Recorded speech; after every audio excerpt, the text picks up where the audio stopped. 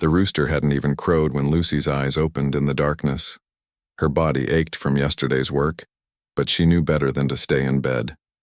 The overseer would come through the slave quarters soon, and anyone still lying down would face his anger. Lucy rolled off the thin straw mattress and felt around for her worn dress. At 23 years old, she had been working these cotton fields since she was barely tall enough to reach the plants. Her hands moved quickly in the dark, braiding her thick hair and wrapping it in the old cloth that kept it out of her face during the long days ahead.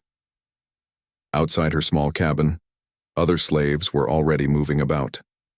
Nobody spoke much in the early morning. They all knew the rules. Work started at sunrise, and Master Hartwell expected every person to be in the fields when the bell rang. Being late meant punishment, and nobody wanted that. Lucy stepped outside and breathed in the cool morning air. In a few hours, the Georgia sun would be blazing hot, making the work almost unbearable. But for now, in these quiet moments before dawn, she could almost pretend she was somewhere else.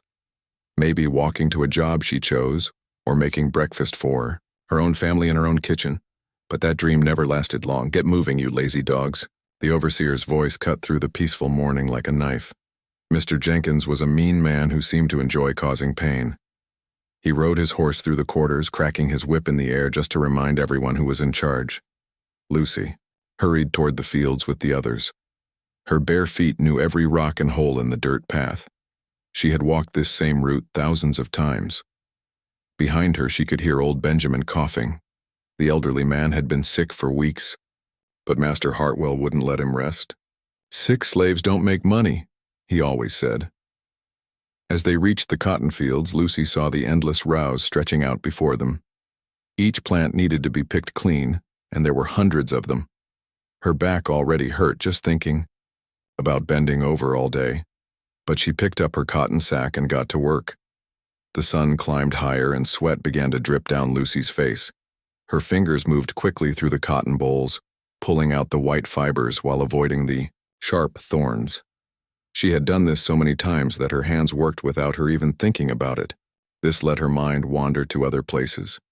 Sometimes she thought about her grandmother, who had told her stories before she died. Stories about a time when their people were free, when they lived in their own villages and made their own choices. Lucy's grandmother had been born in Africa, and she remembered a different life before the slave ships came. "You remember who you are, child?" her grandmother used to whisper. "They can own your body, but they can't own your spirit. Keep that safe inside you." Lucy tried to remember those words when things got really bad. Like when Master Hartwell was in one of his moods, which seemed to happen more and more often lately. The other slaves said he was losing money gambling, and when he lost money, he took it out on them. Around midday, when the sun was at its hottest, Master Hartwell himself rode out to the fields. Lucy felt her stomach tighten when she saw him. He was a big man with angry eyes and hands that were always ready to hit someone. Today he looked especially mad about something. "You people are working too slow," he shouted, even though everyone was working as hard as they could. "The cotton prices are down and I'm losing money because you can't pick fast enough." Lucy kept her head down and tried to pick faster. She knew better than to look at Master Hartwell when he was angry, but she could feel him watching the workers, looking for someone to blame for his problems. "You there?" His voice was getting closer. Lucy's heart started beating faster. "The tall one with the braids." Lucy's hands froze on the cotton plant. He was talking to her. Slowly, she turned around and saw Master Hartwell pointing right at her. His face was red with anger, and she could smell whiskey on his breath even from several feet away. "Your sack isn't full enough," he said, even though Lucy had been working just as hard as everyone else. "You think you can be lazy while I'm losing money?" "No, sir," Lucy said quietly, keeping her eyes on the ground. "I'm working as hard as I can." "Don't you talk back to me." Master Hartwell jumped down from his horse and grabbed his whip. "I'll teach you about respect." The first crack of the whip across Lucy's back made her gasp in pain. She bit her lip to keep from crying out. She knew that making noise would only make him angrier. The second lash cut through her dress and into her skin. By the third one, she could feel blood running down her back. "Please, master," old Benjamin spoke up from nearby. "She's a good worker. She didn't mean no harm. Master Hartwell turned his angry eyes toward Benjamin. You want some too, old man? Benjamin quickly looked down and went back to picking cotton. Nobody else dared to speak.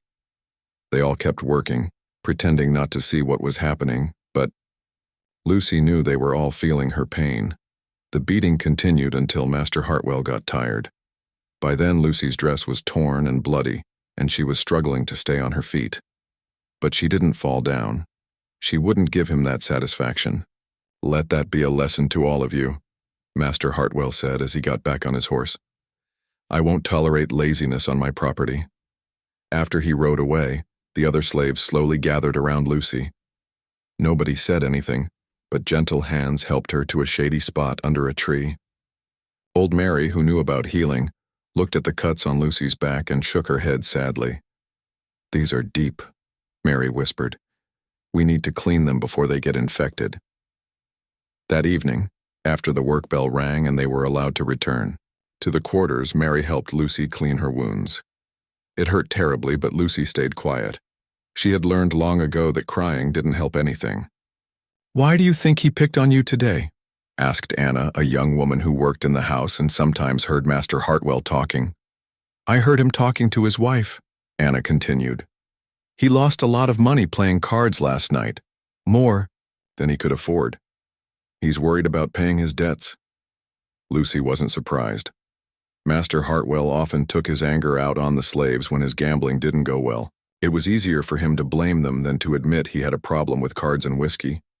As Mary wrapped clean rags around Lucy's back, the other slaves began to sing. It was something they did when one of them was hurting. The songs helped, somehow, even though they couldn't take away the pain. The melodies were ones their grandparents had brought from Africa, mixed with new words about their current struggles. Lucy closed her eyes and let the music wash over her. The songs reminded her that she wasn't alone, even when she felt like the whole world was against her. These people understood her pain because they lived it too. They were family, even though they weren't related by blood. Late that night, when most everyone was asleep, Lucy lay on her stomach in her cabin. Her back was on fire and she couldn't find a position that didn't hurt. Through her small window, she could see the stars shining in the dark sky. She thought about her grandmother's words again. Keep your spirit safe inside you. Sometimes it was hard to know what that meant. How could she keep her spirit safe when her body belonged to someone else? When any day could bring another beating for no good reason? But then she remembered the way the other slaves had gathered around her today, the way Mary had tended to her wounds without being asked, the way they had sung together in the evening. Maybe that was what her grandmother meant. Maybe her spirit was connected to all of theirs. And as long as they looked out for each other, no master could truly break them. In the distance, Lucy could hear the sound of music coming from Master Hartwell's big house. He was probably entertaining guests, drinking and gambling again. While she lay here bleeding from his anger, he was having fun like nothing had happened. The unfairness of it made her chest tight with emotion she couldn't express. But Lucy had learned to turn that anger into something else, into determination, into hope. Her grandmother had told her stories about people who found freedom, who escaped to the north where slavery was illegal. Maybe someday she would find a way to escape too. Maybe someday she would be the one making choices about her own life. For now, though, she just had to survive. Tomorrow would bring another day in the cotton fields, another chance for Master Hartwell's anger, another test of her strength. But she would face it the same way she had faced today, with her head up and her spirit intact. The songs from the other cabins had stopped now, and the slave quarters were quiet, except for the sound of people shifting in their sleep. Lucy finally felt her eyes getting heavy. As she drifted off, she made herself a promise. No matter what Master Hartwell did to her body, he would never own her mind. She would keep dreaming of freedom, keep hoping for a better life, keep believing that things could change. She didn't know it yet, but change was closer than she thought. Just beyond the fields, on the neighboring farm, someone had been watching and listening. Someone who understood what it meant to be powerless and oppressed. someone who was starting to think that maybe it was time to do something about the cruelty he witnessed every day. But that story would have to wait for another day. For now, Lucy slept fitfully, her back aching but her spirit still burning bright, ready to face whatever tomorrow might bring. Patrick O'Brien wiped the sweat from his forehead as he guided his plow through the red Georgia soil. The sun was climbing high, and it was going to be another scorching day. His small farm wasn't much to look at compared to the grand Hartwell plantation next door, but every inch of it belonged to him. That fact still amazed him sometimes.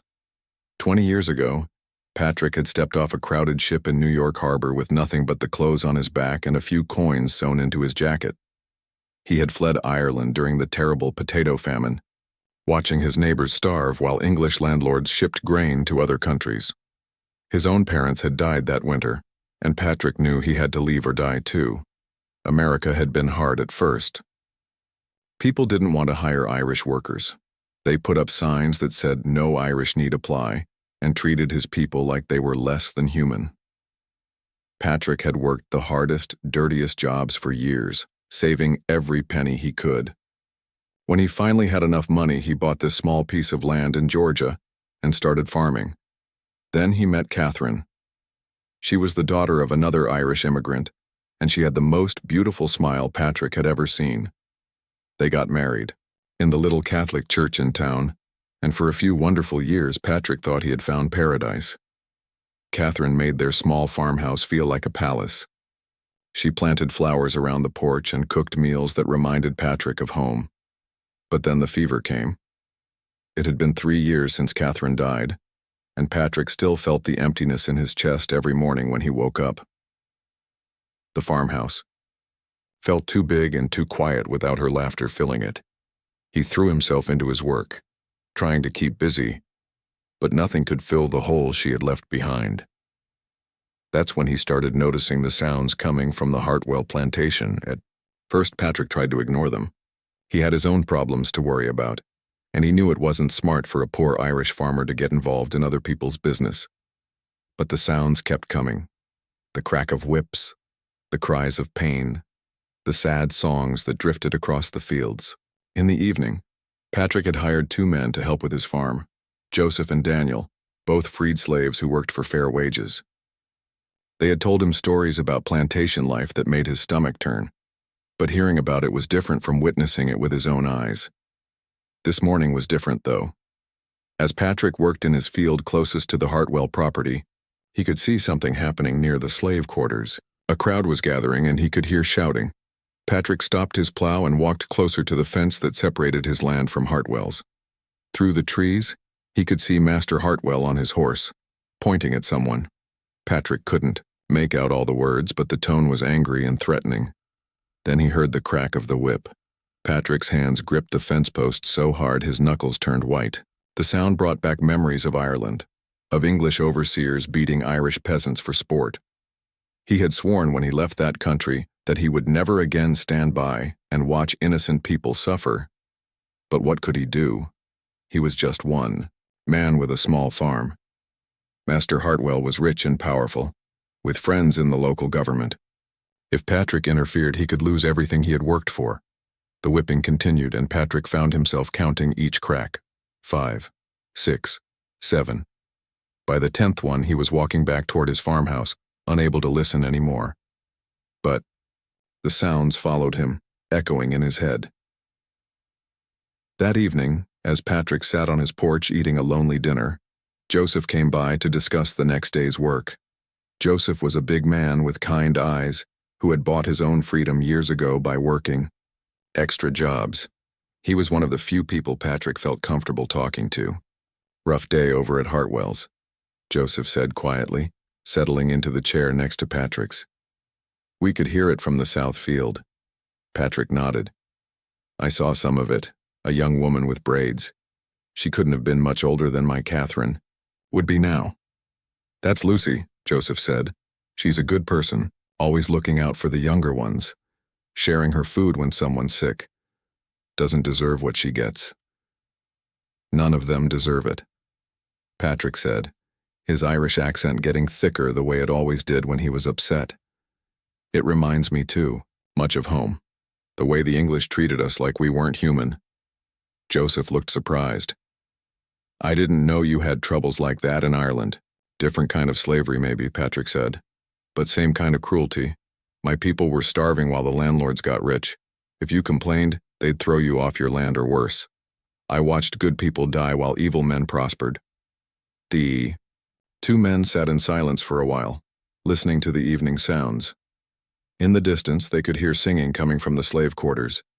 The voices were beautiful but sad, carrying pain and hope in equal measure. What do you think would happen, Patrick asked carefully, if someone wanted to help one of them? Hypothetically speaking. Joseph looked at him sharply. Help how? I don't know. Maybe buy their freedom? Is that possible? It's possible, Joseph said slowly, but dangerous. Master Hartwell doesn't like losing his property, and some folks around here wouldn't take kindly to an Irishman messing with their way of life. You could make enemies. Patrick thought about that. He had worked too hard to risk losing his farm over something that might not even work. But then he remembered the sound of that whip and the way the young woman, Lucy, had stood there taking the beating without falling down. There was strength in her that reminded him of Catherine. How much would it cost? Patrick asked. Joseph shrugged.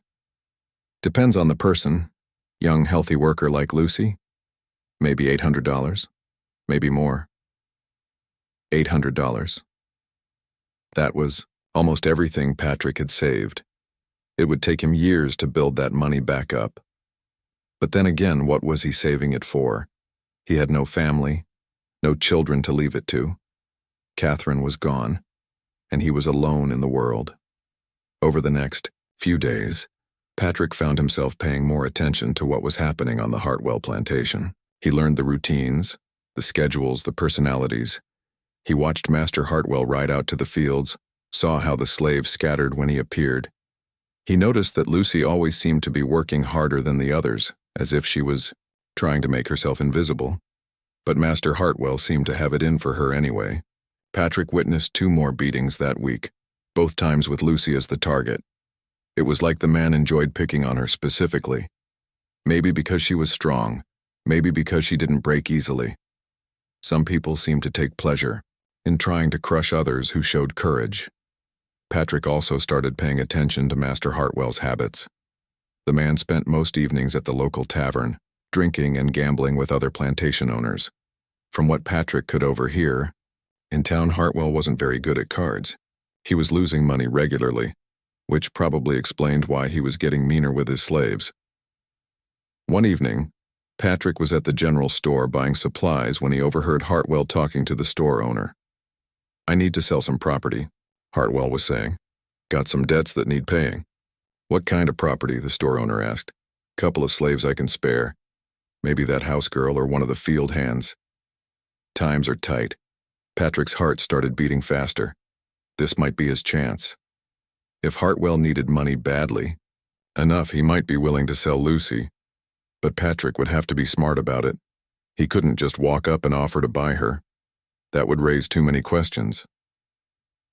That night, Patrick lay awake planning. He had to make it seem like a normal business transaction, like he just needed help around his farm and had heard that Hartwell might have someone available. He couldn't let on that he had been watching, or that he cared about Lucy as a person. The next morning, Patrick put on his best clothes and rode over to the Hartwell plantation. His heart was pounding, but he tried to look calm and businesslike. This was probably a crazy idea, but he had to try. Master Hartwell was on his front porch reading a newspaper and drinking coffee. He looked up when Patrick approached, his expression not particularly friendly. What can I do for you, O'Brien? Hartwell's tone suggested he didn't much like having Irish neighbors.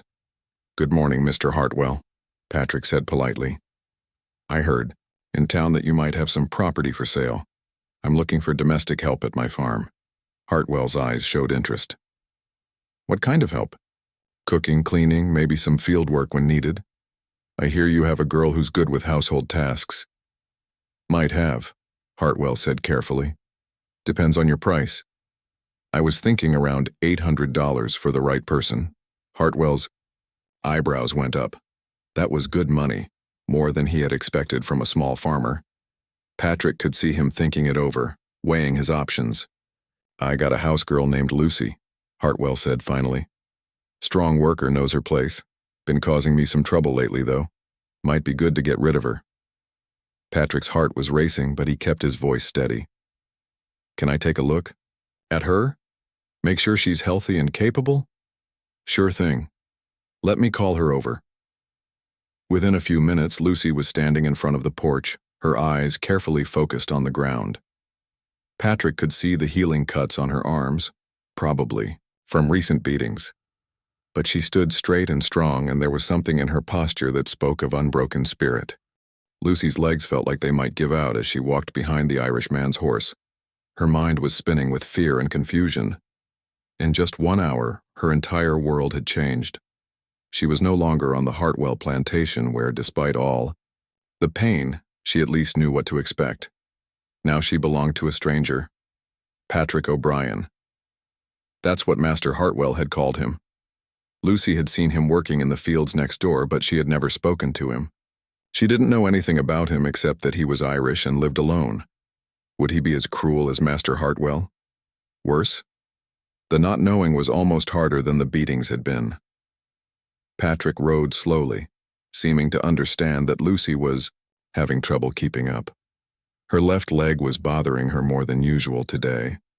An old injury from when Master Hartwell had kicked her for dropping a basket of cotton. The leg had never healed right, and long walks made it ache. As they got closer to Patrick's farm, Lucy could see that it was much smaller than the Hartwell plantation. The farmhouse was modest but well kept, with flowers growing around the porch. It looked like someone actually lived there and cared about it, not just used it to make money. Patrick stopped his horse in front of the house and climbed down. He tied the reins to a post and then turned to look at Lucy. She immediately dropped her eyes to the ground the way she had been taught. Never look a white man directly in the eyes. Never appear challenging or disrespectful. Always remember your place. "Come inside," Patrick said quietly. His voice wasn't harsh like Master Hartwell's, but Lucy knew that didn't mean anything. Some masters were nice at first, then showed their true nature later. Lucy followed Patrick up the porch steps and through the front door. The house was clean and simple, with furniture that looked comfortable but not fancy. There were books on a shelf, and Lucy wondered if Patrick could read. Most white people could, but she had never learned how. "Sit down," Patrick said, pointing to a chair at the kitchen table. Lucy hesitated. Slaves weren't usually allowed to sit in the same furniture as their masters. Was this some kind of test? Was he seeing if she would be disrespectful? "It's all right," Patrick said, noticing her confusion. "Please sit." Carefully, Lucy lowered herself into the chair. It was more comfortable than anything she had sat in for years. The kitchen smelled like coffee and bread, and there were clean dishes on the counter. This house felt lived in, not like the cold grandness of the Hartwell mansion. Patrick sat down across from her, and Lucy kept her eyes focused on her hands folded in her lap. She waited for him to tell her what her duties would be, what the rules were, what would happen if she broke them. Instead, he said something that made her think she had misheard. "You're free." Lucy's head snapped up before she could stop herself. She found herself looking directly into Patrick's green eyes, which were kind but serious. Then she remembered herself and quickly looked down again. "I'm sorry, sir. I didn't hear you right." "Yes, you did," Patrick said gently. "I said you're free. I didn't buy you to be my slave. I bought you to give you your freedom." Lucy's heart started pounding so hard she thought Patrick might be able to hear it. This had to be some kind of trick. Masters didn't just set slaves free, especially not strangers who had just paid $800 for them. "I don't understand," she whispered. Patrick got up and walked to a drawer. He pulled out some papers and set them on the table in front of Lucy. "These are your freedom papers. They say that you are no longer anyone's property. You belong to yourself now." Lucy stared at the papers without understanding the words written on them. She couldn't read, so they just looked like mysterious marks on the page. But Patrick was telling her they meant freedom. How could that be possible? Why? was all she could manage to say. Patrick was quiet for a long moment. When he spoke, his voice was heavy with emotion. I came to America from Ireland during the famine. I watched my people suffer under cruel landlords who treated us like we weren't human. I swore I would never stand by and watch that kind of cruelty again if I could do something about it. But $800. Lucy knew that was more money than most people saw in their entire lives. Money can be earned again, Patrick said. But I've seen what Master Hartwell does to you. I couldn't sleep at night knowing I had the power to help and chose not to. Lucy felt tears starting to fall, but she was afraid to believe this was real. What do you want from me? Nothing, Patrick said. Well, that's not entirely true. If you want to stay here, you can work for me and I'll pay you wages. Real money that you can keep. Or if you want to go north where slavery is illegal everywhere, I'll help you get there safely. The choice is yours. The choice is yours. Lucy had never heard those words before. She had never made a choice about anything in her entire life. Where she lived, what she ate, when she slept, how she spent her days, all of that had always been decided by other people. I don't know how to make choices, she said honestly. Patrick smiled sadly. You'll learn. It takes practice, like anything else. For now, you don't have to decide anything. You can stay here while you figure out what you want to do. Lucy looked around the kitchen again, trying to understand this new reality. If I stay, what kind of work would I do? Cooking, cleaning, maybe help with the farm work if you want to, but you'd be working for wages, not as a slave. You could leave any time you wanted. You could say no if I asked you to do something you didn't want to do. The idea of saying no to a white man was so foreign to Lucy that she couldn't even imagine it. But Patrick seemed sincere. There was something in his eyes that reminded her of her grandmother, a kindness that couldn't be faked. Where would I sleep, she asked. There's a small cabin out back that I built for hired hands. It has a bed, a stove, a table. It's yours, if you want it. Lucy had never had her own room before. On the plantation, she had shared a cabin with 3 other women. The idea of having her own space, her own bed, seemed like an impossible luxury. Can I see it? She asked quietly. Of course. Patrick led her outside and across the yard to a small wooden building. It was simple but clean, with one room that had everything he had promised. The bed had real blankets, not just old rags. There was a window with glass in it, and shelves where she could put things if she had any things to put. This would all be mine?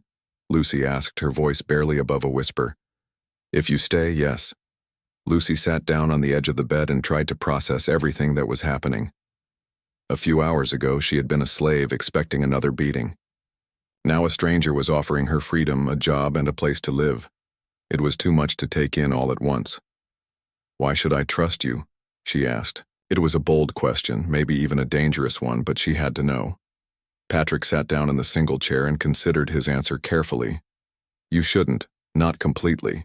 You don't know me, and you've learned that trusting white men can be dangerous.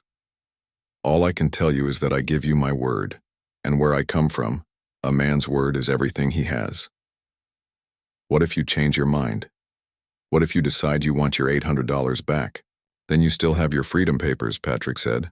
Those are legal documents that no one can take away from you. Even if something happened to me, you would still be free. Lucy touched the papers she was still holding. They felt fragile, like they might crumble in her hands. But Patrick was saying they were powerful enough to protect her from slavery forever. I'm scared, she admitted. That's normal, Patrick said. Freedom is scary when you've never had it before. But being scared doesn't mean you're not brave. You survived years of cruelty and kept your spirit intact. That takes more courage than most people ever have to show. As the afternoon wore on, Patrick showed Lucy around the farm. It was small compared to the Hartwell plantation, but everything was well organized and cared for. He introduced her to Joseph and Daniel, the 2 men who worked for him. They both greeted her with respect, calling her Miss Lucy instead of just her first name. Patrick's a good man, Joseph told her quietly when Patrick was out of earshot. He pays fair wages and treats people right. You don't have to be afraid here.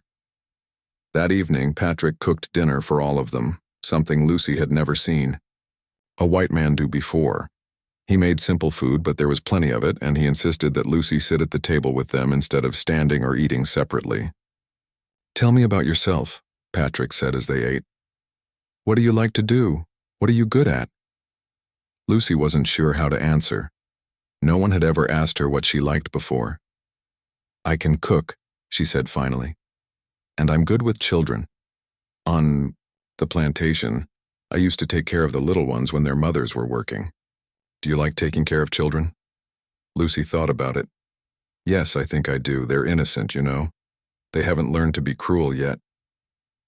"Would you like to learn to read and write?" Patrick asked.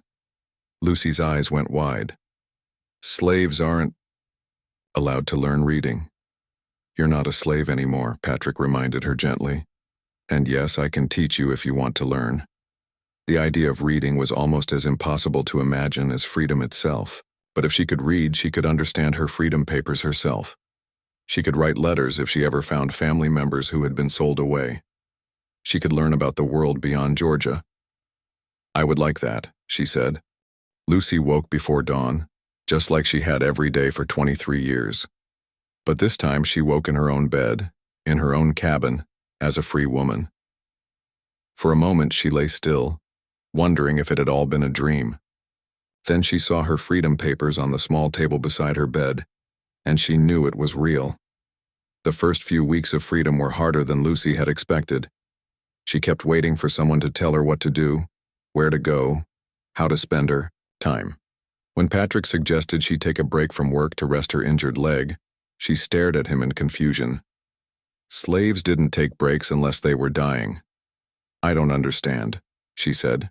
"What am I supposed to do if I'm not working?" Patrick looked sad when she said that. "Whatever you want to do. Read a book, take a walk, sit in the sun. It's your time." The concept of her time was completely foreign to Lucy. She had never owned a single minute of any day. Even her sleep had belonged to Master Hartwell, who could wake the slaves any time he wanted them to work. On her first day off, Lucy spent most of it sitting on the porch, waiting for someone to come and tell her she was being lazy.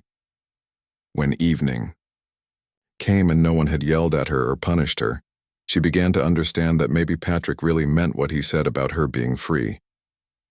Learning to read was both wonderful and terrifying. Patrick was a patient teacher, starting with simple letters and sounds.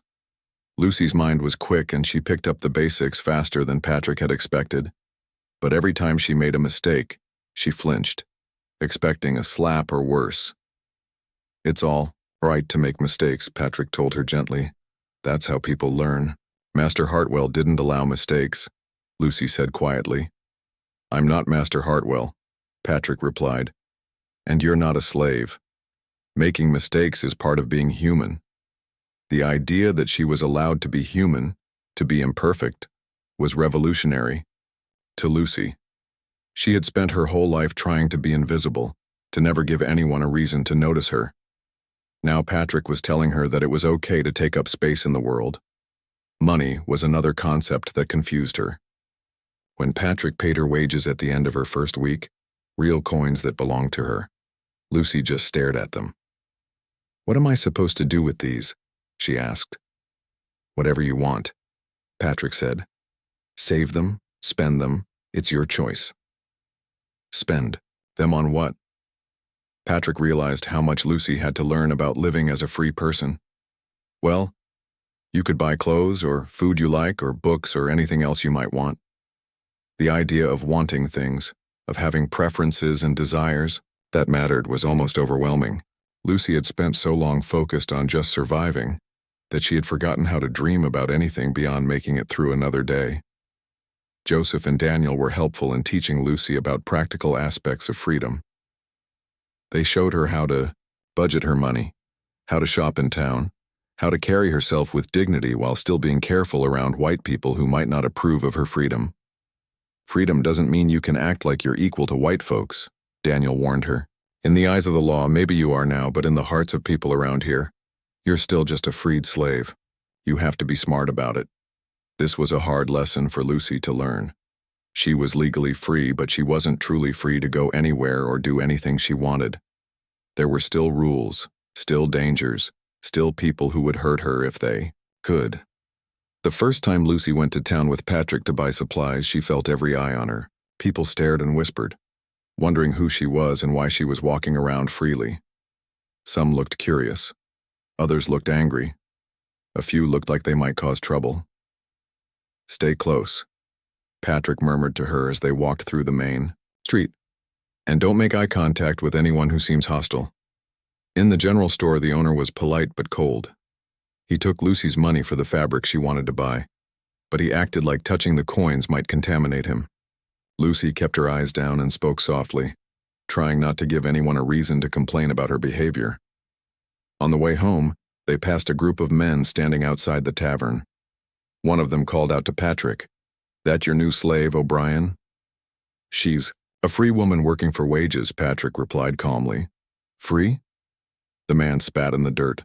"Hartwell said he sold her to you fair and square. How'd she get free?" "I freed her," Patrick said simply. "It's my right as her former owner." The men muttered among themselves, clearly not happy about this news. Lucy could feel their hostility like a physical weight pressing down on her. She moved closer to Patrick, her heart racing. "Careful, Irishman," one of the men said. "Some folks around here don't take kindly to outsiders messing with our way of life." "Noted," Patrick said, his voice steady, but his hand moving to rest on the knife at his belt. They made it home without further incident, but Lucy was shaken by the encounter. "They hate me," she said once they were safely back on Patrick's farm. "They hate change," Patrick corrected. "They hate that you represent something different from what they're used to. But that's their problem, not yours." Despite the challenges, Lucy found herself growing stronger and more confident each day. She learned to cook new foods, to manage the household accounts, to make decisions about how to spend her time and money. When Patrick suggested she might want to learn more advanced reading and writing, she eagerly agreed. One evening, as Lucy was practicing her letters by lamplight in her cabin, she heard horses approaching. She looked out her window and saw 3 men dismounting near the main house. They didn't look like friends coming for a social visit. Lucy quickly blew out her lamp and crept to the window. She could hear the men talking to Patrick on the porch, their voices angry and threatening. "We heard you got yourself a freed slave over here," one of them was saying. "Some of us think that sets a bad example for the other slaves in the area." "What I do on my own property is my business," Patrick replied, but Lucy could hear the tension in his voice. "Maybe it is. Maybe it isn't," another man said. "Depends on whether you want to keep living peacefully in this county." "Are you threatening me?" Patrick asked. "Just giving you some friendly advice," the first man said. "Send that girl back where she belongs, or you might find yourself having some unfortunate accidents around here. Farm fires, crop failures, that sort of thing." Lucy's blood ran cold. These men were threatening Patrick because of her. If anything happened to him because he had helped her, she would never forgive herself. After the men left, Lucy waited a few minutes, then crept over to the main house. She found Patrick sitting at his kitchen table, his head in his hands. "I heard what they said," Lucy whispered. "Maybe I should leave. Go north like you mentioned. I don't want you to get hurt because of me." Patrick looked up at her with tired eyes. "Running away won't solve anything. Men like that only understand strength. If we back down now, they'll know they can intimidate anyone who tries to do the right thing. But they could burn down your farm," Lucy said. "They could hurt you." "They could," Patrick agreed. "But I've faced down English landlords and New York gang bosses. I'm not about to be scared off by a few local bullies." Despite his brave words, Lucy could see that Patrick was worried. Over the next few days, he took extra precautions. He asked Joseph and Daniel to keep watch at night. He moved his most valuable tools and animals closer to the house where he could protect them. He even wrote letters to friends in other towns, letting them know what was happening in case something went wrong. Lucy found herself constantly looking over her shoulder, jumping at every sound. The joy she had felt in her newfound freedom was clouded by fear. She began to understand that freedom wasn't just about having legal papers. It was about having the power to protect that freedom from people who wanted to take it away. One night, Lucy couldn't sleep. She was too worried about the threats, too afraid that her presence was putting Patrick in danger. She got dressed and walked over to the main house where she could see a light still burning in the kitchen window. She found Patrick sitting at the table with a shotgun across his lap, staring out into the darkness. Couldn't sleep either? He asked when she came in. I keep thinking about what those men said, Lucy admitted. About the fires and accidents. Me too, Patrick said honestly. They sat in comfortable silence for a while, both keeping watch for any signs of trouble. Finally, Lucy spoke up. Why did you really do it? She asked.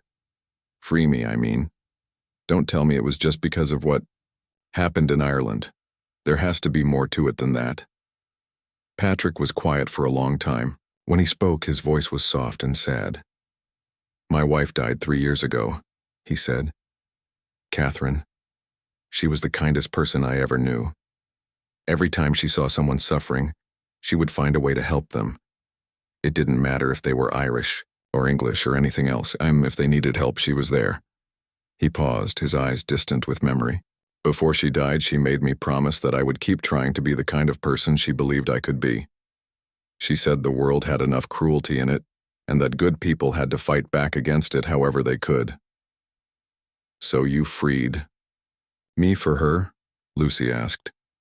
I freed you for her and for me and for you, Patrick said. But mostly I freed you because it was the right thing to do. And I'm not going to let a bunch of bullies make me regret doing what's right. 6 months after gaining her freedom, Lucy stood in front of a small group of children in the back room of the local church. She held a worn book in her hands and pointed to the letters on the page. This word is freedom, she said clearly. Can everyone say it with me? Freedom, the children chorused back, their young voices full of hope and excitement. Lucy smiled as she watched their eager faces. These were the children of freed slaves and free-born black families in the area. Most of them had never had the chance to learn to read or write. Lucy was determined to change that. Starting the school had been Patrick's idea. You're good with children, he had said one evening as they sat on his porch after dinner. And you know how important reading is now that you've learned it yourself. Maybe you could teach others. At first, Lucy had been terrified by the suggestion. Who was she to teach anyone anything? She had only been free for a few months and was still learning to read herself. But Patrick encouraged her, and slowly other people in the community began to support the idea too. The church pastor, Reverend Williams, was a free black man who had been quietly helping escaped slaves for years. When Lucy approached him about using space in his church for a school, his eyes lit up with enthusiasm. Education is the key to real freedom, he told her. A person who can read and write can never be completely powerless.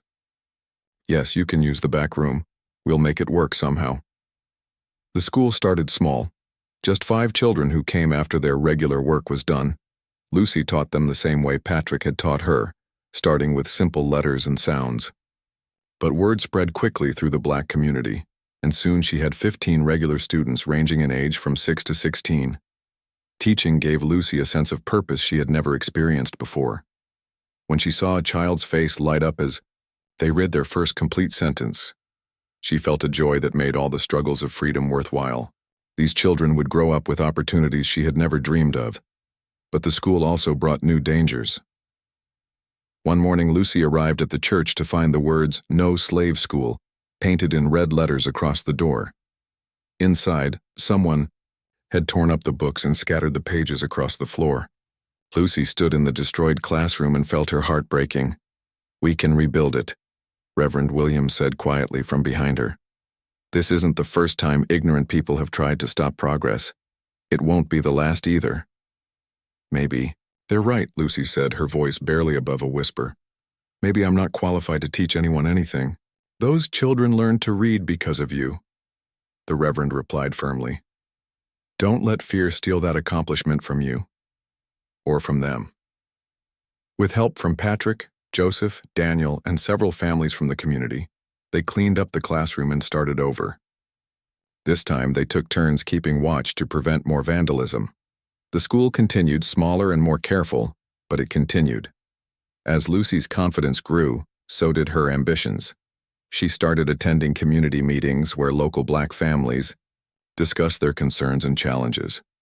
She spoke up about the need for more schools, better protection from harassment, and economic opportunities for freed slaves. "We can't just hope that white people will suddenly decide to treat us fairly," she said at one particularly heated meeting. "We have to build our own strength, our own institutions, our own future." Some of the older community members were uncomfortable with Lucy's outspokenness. They had survived by keeping their heads down and not making waves. But many of the younger people, especially those who had been born free or had gained their freedom recently, were inspired by her courage. Then came the news that changed everything. War was coming. The tensions between North and South had been building for years, and finally they erupted into open conflict. When President Lincoln called for volunteers to preserve the Union, Patrick knew what he had to do. "I have to go," he told Lucy one evening in the spring of 1861. "This war is about slavery, whether people want to admit it or not. I can't stay home safe while other people fight for the principles I believe in." Lucy felt like the ground was falling out from under her. Patrick had become more than just the man who freed her. He was her teacher, her friend, her anchor in a world that often seemed hostile to her very existence. "What will happen to the farm?" she asked. "What will happen to me?" "That's up to you," Patrick said. "The farm is doing well. You know how to manage the books, how to work with Joseph and Daniel, how to handle the day-to-day operations. You could run it while I'm gone." The idea was both thrilling and terrifying. Lucy had learned a lot in the past year, but running an entire farm was a huge responsibility. What if she failed? What if she made a mistake that cost Patrick everything he had worked for? "I don't know if I can do it," she said honestly. "I do," Patrick replied with conviction. "You're one of the strongest, smartest people I know. If anyone can keep this place running, it's you." When Patrick left for the war, Lucy felt more alone than she had since her first night of freedom, but she was determined not to let him down. She threw herself into managing the farm with the same intensity she had once brought to surviving slavery. At first, some of the neighboring farmers tried to take advantage of what they saw as a vulnerable situation. They offered to buy Patrick's land for far less than it was worth, claiming they were doing Lucy a favor. A few tried to cheat her when selling crops or buying supplies, but Lucy had learned to stand up for herself. When Mr. Henderson tried to shortchange her on a grain delivery, she looked him straight in the eye and said, "The price we agreed on was $12. That's what I expect to be paid." "You're getting mighty uppity for a freed slave," Henderson replied with a sneer. "I'm getting exactly as assertive as any business owner should be," Lucy shot back. "Now, do you want to pay me what you owe, or should I find someone else to buy my grain?" Henderson grumbled, but he paid the full amount. Word spread that Lucy wasn't someone who could be easily cheated, and gradually people began treating her with the respect that any successful farmer deserved. The war years were difficult for everyone. Food was scarce, money was tight, and everyone lived with the constant worry about loved ones who might not come home. Lucy worked from dawn to dusk, managing crops, keeping books, maintaining equipment, and dealing with the dozens of decisions that came with running a farm. But she also continued teaching. Her little school grew during the war years as more families sought education for their children. Lucy trained older students to help teach the younger ones, creating a system that could continue even when she was busy with farm work. She also began helping in other ways. When refugees from plantations started arriving in the area, Lucy organized clothing drives and food donations. She helped newly freed slaves find work and housing. She wrote letters for people who couldn't write themselves, helping them search for family members who had been sold away. In 1863, when the Emancipation Proclamation officially freed all slaves in the rebellious states, Lucy organized a celebration at the church. The entire black community came together to sing, pray, and rejoice. But Lucy also used the occasion to deliver a speech that people still talked about years later. "Freedom is not something that's given to us," she said from the church steps. "Freedom is something we take, something we build, something we protect every single day." Those papers from President Lincoln are important, but they're just the beginning. Real freedom comes from education, from economic independence, from standing together as a community. by the time Patrick returned from the war in 1865. Scarred by battle but very much alive, Lucy had transformed both herself and the farm. The property was more profitable than it had ever been. The school had grown to serve over 50 students. Lucy had saved enough money to buy a small piece of land adjacent to Patrick's farm. "I want to purchase this property," she told him, holding out a leather pouch full of coins. "I've been saving for 2 years, and I think I have enough for a fair price." Patrick stared at her in amazement. The uncertain, frightened woman he had left behind had become a confident, successful businesswoman. "Lucy, you don't need to buy anything from me. You've earned the right to call this place home." "That's kind of you," Lucy said with a smile. "But I want to own my own land. I want to build something that belongs completely to me, something that no one can ever take away." Patrick understood. Ownership meant security, independence, the power to make decisions without having to ask permission from anyone else. He sold her the land for exactly what she offered, and they drew up legal papers that made her one of the few black landowners in the county. Lucy's farm became a symbol of what was possible for freed slaves who were willing to work hard and take risks. She employed other freed slaves at fair wages, reinvested her profits into expanding the property, and continued teaching children in the evening after her farm work was done. She also became a leader in the broader community. When the county tried to pass laws restricting where black people could live and work, Lucy organized resistance meetings. When the local government refused to fund schools for black children, she helped establish a network of private schools run by the community itself.